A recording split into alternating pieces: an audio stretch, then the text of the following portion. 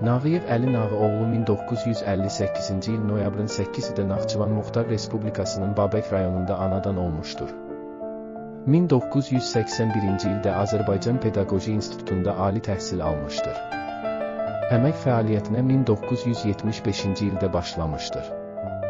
1986-cı ildə Dövlət Təhlükəsizlik Komitəsinin ali kurslarını bitirdikdən sonra Azərbaycan Dövlət Təhlükəsizlik Komitəsinin və Azərbaycan Respublikası Milli Təhlükəsizlik Nazirliyinin əməliyyat strukturlarında məsul vəzifələrdə xidmət etmişdir.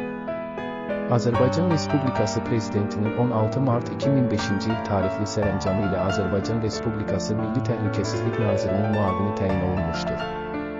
Azərbaycan Respublikası Prezidentinin 27 mart 2006-cı il tarixli sərəncamı ilə Əli Nağıyevə general-mayor ali hərbi rütbəsi verilmişdir.